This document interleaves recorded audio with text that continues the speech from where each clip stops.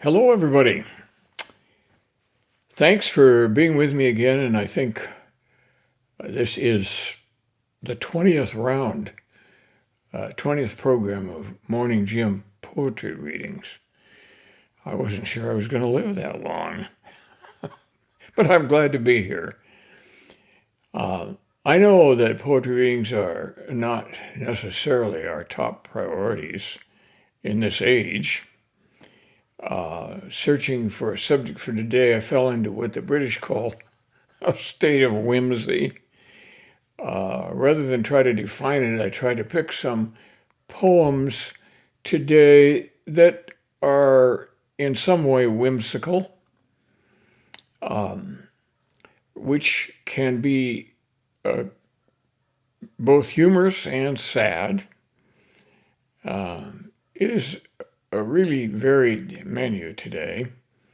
We'll start with a poem by one of the English romantics, William Wordsworth.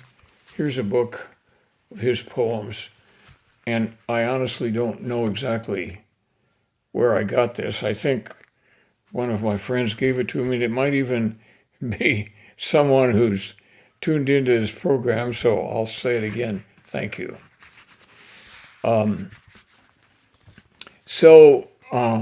Wordsworth was one of the first of the romantic poets of the 18th and early 19th centuries. And here is one of his most famous ones. The world is too much with us, late and soon, getting and spending. We lay waste our powers. Little we see in nature that is ours. We have given our hearts away, a sordid boon. The sea that bears her bosom to the moon, the winds that will be howling at all hours, and are upgathered now like sleeping flowers. For this, for everything, we are out of tune. It moves us not. Great God! I'd rather be a pagan suckled in a creed outworn. So might I, standing on this pleasant lea, have glimpses that would make me less forlorn, have sight of Proteus rising from the sea, or hear old Triton blow his wreathed horn. Yes, perhaps the world is too much with us. After all, the news the past 2 weeks are some things that we probably would like not to repeat. Moving on, I went back to a book of essays and poems by Christian Wyman, whose career and case is interesting. He is a poet, but also a very strong Christian, and has developed material for a book, My Bright Abyss, after being diagnosed with what was thought to be an incurable cancer. But he's still kicking, having had, I think, excellent treatment. And this made him very reflective about life, God, and many things. He longed for quiet to contemplate these questions, and this poem arose from that base. It's called Varieties of Quiet.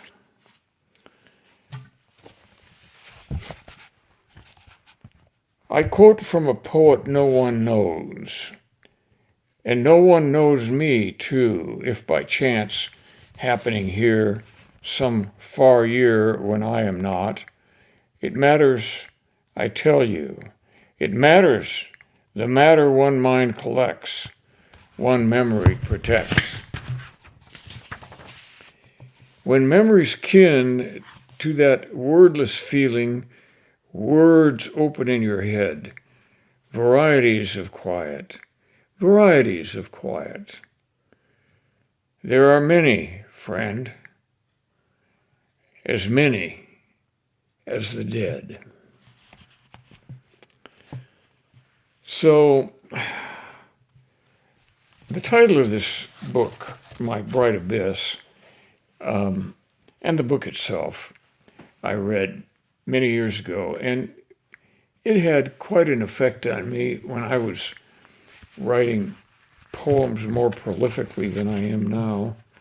And one of the poems that I wrote as a result of reading that book, My Bright Abyss, is in my book called Immortal Prairie, and it's called The Pike. The pike in deep water still sees his prey, and then engulfs it in a stabbing swirl, quickly returning to the place he stays, slowly fanning water with a soft tail curl. His world is water, and he does not know above him is a place of wind and air, where sun so bright would blind him like a foe. The lake for him is full of smells and fair. And so it is that when the lure comes by, the one that is more real than any tiny shad, scintillating and reflecting from the pike's walleye, he soon caught thrashing by the prey he had. And bundled to another world and blinded now, suspended not by water but by hook and line, he has no power just to swim away and go back to his water world so well defined. The bright abyss that beckons every creature arrived audaciously and unexpected. The pike is now a menu's leading feature, the flesh and bone most carefully dissected. A few comments might be in order about this poem just to help understanding. It's about a wall-eyed pike. Now, that's a fish that exists in fresh water, and it has very desirable flesh if you can catch it. The walleye is able to see things very well underwater in cloudy conditions, but in bright sunlight, it really can't see much at all. And it is a sight feeder, but it also has a very good sense of smell. So it comes by its food both by vision in its highly sensitive eyes or by its good sense of smell. So, the bright abyss that beckons every creature arrived audaciously and unexpected. I think that's going to be true for a lot of people as well as Pike. Okay, moving on. I would like to read a poem by Lawrence Ferlinghetti. You may remember back in May, I think it was May, or maybe it was as early as March, I read from his book, A Coney Island of the Mind.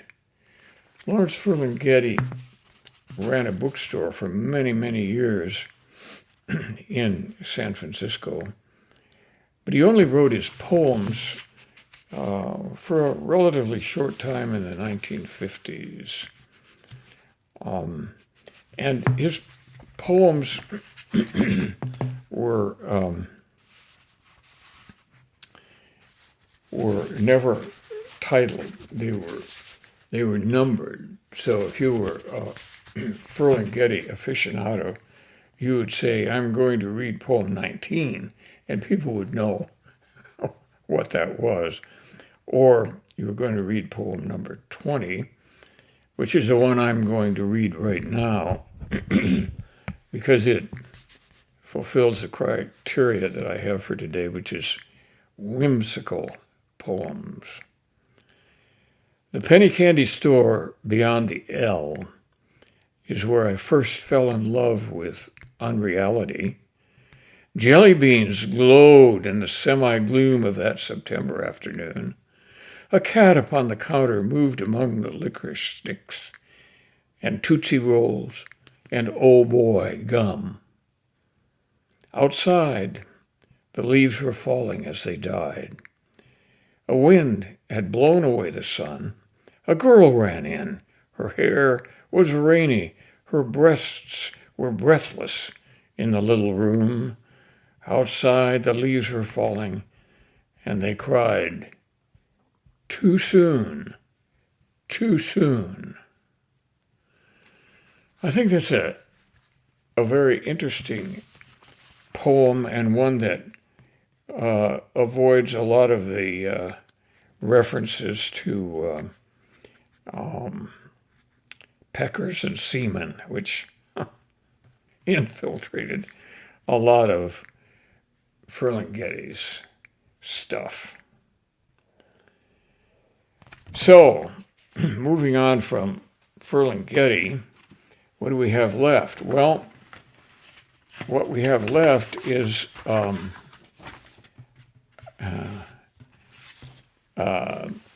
some of the humor of whimsy, and that comes from a poem by my favorite poet, probably my favorite current poet, Billy Collins, and it's called Whale Day. I got into this book with you a few weeks ago, and I don't think I read this poem. It's called Irish Spider. And you have to remember that this was written while he was on a trip to Ireland.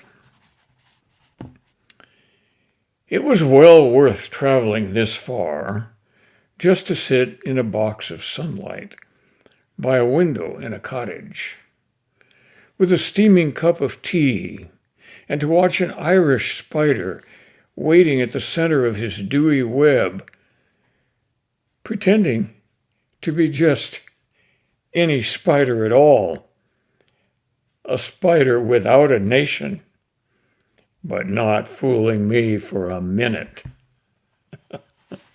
He was an Irish spider. Yeah, Billy figured that out. Well, if your life is upset by a bad diagnosis, by frustration about COVID or Biden, you might consider getting the book My Bright Abyss by Christian Wyman.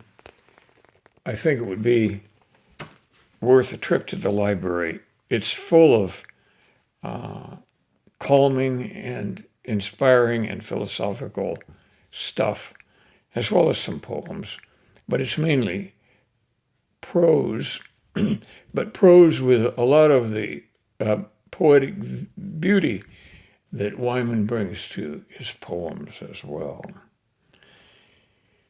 It will set you straight. Try reading a poem every now and then. There's no shortage of those around. Maybe you've written some yourself. Read them and write them again, rewrite them. There's no end to that with poetry. That's it until next week. I'm trying to get together a cowboy poetry program. Not as easy as it might sound. Someday, yes, I hope to do it. See you next week. Bye now.